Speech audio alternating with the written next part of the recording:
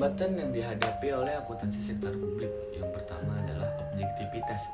Berkaitan dengan hubungan keagenan, hubungan ini muncul pada saat salah satu pihak atau prinsipal menjalin kontrak dengan pihak lain, yaitu agen, untuk menjalankan tugas yang diperintahkan oleh prinsipal. Yang kedua adalah konsistensi. Berkaitan dengan penggunaan metode atau teknik akuntansi yang konsis atau seragam pada laporan keuangan di setiap periodenya. Terus selanjutnya adalah daya banding. Berkaitan dengan objektivitas, semakin tinggi objektivitas laporan keuangan, maka akan semakin tinggi daya bandingnya. Yang selanjutnya adalah tepat waktu. Berkaitan dengan lamanya waktu penyusunan laporan keuangan yang dibutuhkan oleh perusahaan karena isi laporan keuangan yang kompleks. Selanjutnya adalah ekonomis dalam penyajian. Laporan manfaat yang diperoleh dari penyusunan laporan keuangan harus dipastikan lebih besar dibandingkan dengan biaya yang dibutuhkan untuk menyusunnya. Selanjutnya adalah materialis. Laporan keuangan harus dapat memengaruhi keputusan dengan informasi yang disajikannya. Sistem akuntansi sektor publik. Di sektor publik, pengambilan keputusan berhubungan dengan keputusan secara ekonomi, sosial, serta politik. Akuntansi di sektor swasta maupun publik pada umumnya dibagi menjadi dua bagian, yaitu akuntansi keuangan dan akuntansi manajemen. Akuntansi keuangan dapat dikatakan sebagai prinsip, tata cara, serta metode untuk mencatat dan mengklasifikasikan data keuangan tentang operasi atau kegiatan suatu entitas. Entitas tersebut mencakup perusahaan swasta dan organisasi sosial ekonomi yang lain seperti pemerintah, perusahaan milik negara, organisasi nirlaba, dan sebagainya.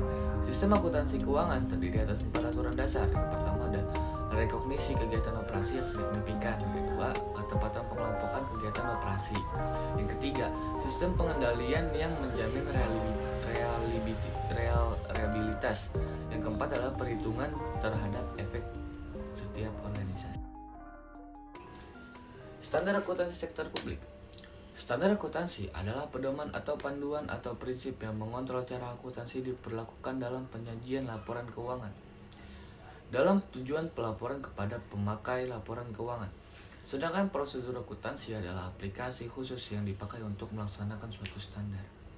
Dalam menetapkan standar, akuntansi harus mempertimbangkan beberapa hal, diantaranya standar yang menyediakan pedoman tentang kewajiban penyajian informasi dalam laporan posisi keuangan, kinerja, dan aktivitas sebuah organisasi bagi seluruh pengguna informasi. Kedua adalah standar yang menyediakan petunjuk dan aturan tindakan bagi auditor yang memungkinkan pengujian secara intensif dan independen dalam memeriksa kewajaran suatu laporan organisasi serta saat kewajarannya dibuktikan. Tiga adalah standar yang menyediakan panduan mengenai informasi yang penyajiannya diperlukan dengan pertimbangan berbagai variabel dalam bidang regulasi, perencanaan, serta regulasi ekonomi dan peningkatan efisiensi ekonomi seperti perpajakan serta tujuan sosial yang lain. 4. Standar yang menghasilkan teori serta prinsip yang diperlukan bagi semua pihak yang berhubungan dalam ilmu akuntansi. Yang selanjutnya ada teknik akuntansi sektor publik. Teknik akuntansi sektor publik dapat dibedakan sebagai berikut. Akuntansi yang pertama adalah akuntansi anggaran. Latar belakang penggunaan akuntansi anggaran adalah bahwasannya anggaran dan realisasi merupakan dua hal yang tidak dapat dipisahkan, sehingga dapat diperlakukan koreksi apabila terdapat ketidaksesuaian. Yang selanjutnya adalah akuntansi komitmen. Sistem ini dapat memberikan informasi kepada manajemen berapa banyak biaya yang sudah direalisasikan dengan menghitung jumlah order yang telah dikeluarkan. Yang selanjutnya ada akuntansi dana. Karena melihat adanya kelemahan yang dimiliki oleh perusahaan pribadi dengan perusahaan milik organisasi, contohnya perusahaan milik organisasi lebih menguntungkan dibandingkan dengan perusahaan pribadi.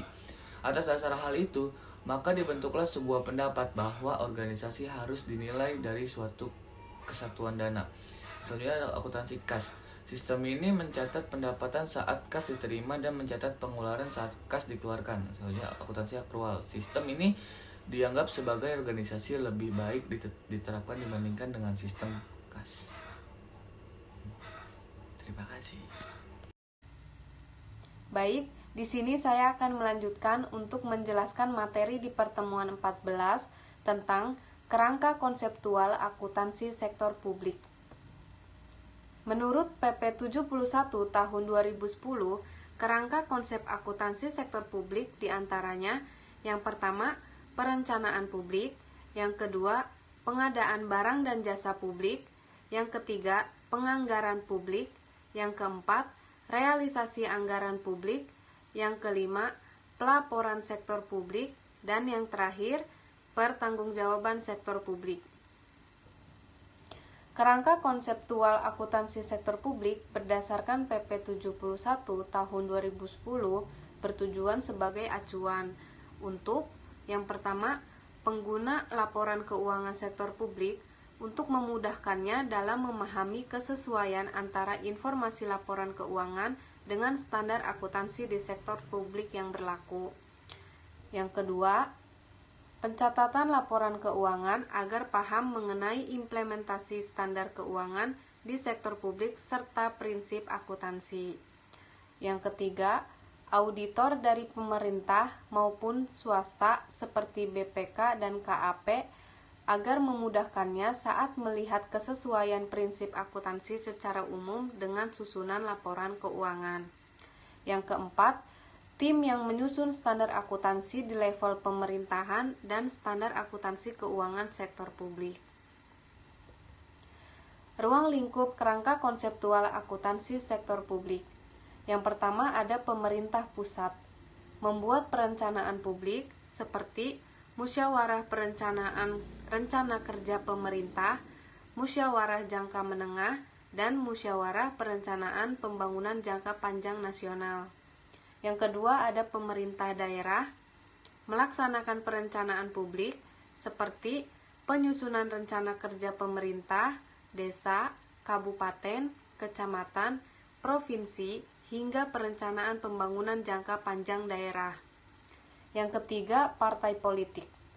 Tingkat partai politik pun turut melakukan kegiatan yang sama seperti halnya pemerintah pusat dan pemerintah daerah. Dan yang terakhir ada LSM, yayasan, dan tempat peribadatan. Menjalankan proses laporan keuangannya seperti menyusun perencanaan terkait program atau pembangunan yang akan dijalankan. Menyusun, membahas, dan menetapkan besarnya dana yang dibutuhkan atas program dan pembangunan tersebut. Implementasi kriteria kualitatif akuntansi sektor publik. Yang pertama ada relevan. Relevansi informasi perlu ada untuk membuat keputusan agar pengaruhnya dapat digunakan dengan tepat waktu. Oleh karena itu, informasi akan bernilai prediktif dan feedback saat disampaikan secara tepat waktu. Yang kedua, reliabilitas. Informasi yang disajikan perlu netral dan teruji serta penyajiannya disusun dengan kejujuran. Yang ketiga ada keterujian. Substansi untuk pengukur independen merupakan hasil dari informasi yang diuji, sehingga kualitas akan memiliki korelasi dengan kesepakatan. Yang keempat, netralisasi. Netralisasi informasi akan terlihat saat terhindar dari bias dan mampu meyakinkan mengenai cara berperilaku. Hal ini bertujuan untuk menyiapkan informasi saat laporan disusun. Selanjutnya ada komparabilitas. Hal yang dapat membuat perubahan kebijakan maupun teknik akuntansi ialah lingkungan sekitar saat telah dianggap tepat. Yang terakhir ada pertimbangan biaya dan manfaat.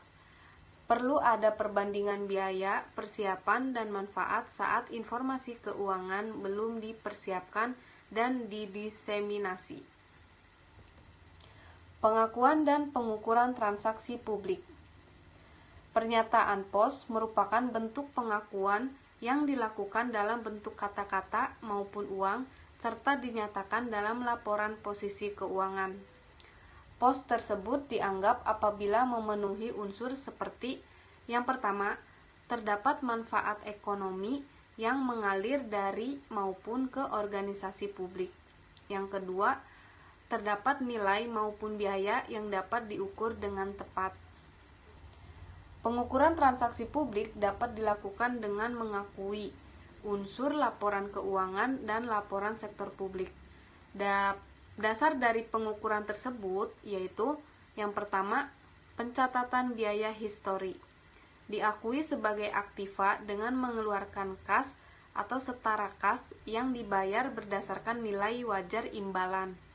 Yang kedua, pencatatan saat ini merupakan aktiva jumlah atau setara kas yang dibayar ketika aktiva diperoleh sekarang dengan kewajiban dalam jumlah kas atau setara kas yang tidak didiskontokan. Dan yang terakhir yaitu nilai realisasi atau penyelesaian. Diakui sebagai aktiva dengan jumlah-jumlah kas atau setara kas yang diperoleh sekarang melalui penjualan aktiva saat melepas secara normal. Pengukuran dan pengakuan transaksi publik dipengaruhi oleh beberapa faktor. Yang pertama, probabilitas manfaat ekonomi masa depan. Yang kedua, kendala pengukuran. Yang ketiga, aktiva. Yang keempat, kewajiban. Yang kelima, ekuitas. Yang keenam, pendapatan. Dan yang terakhir yaitu biaya. Sekian penjelasan materi dari kami. Semoga yang kami sampaikan dapat bermanfaat. Terima kasih atas perhatiannya. Wassalamualaikum warahmatullahi wabarakatuh.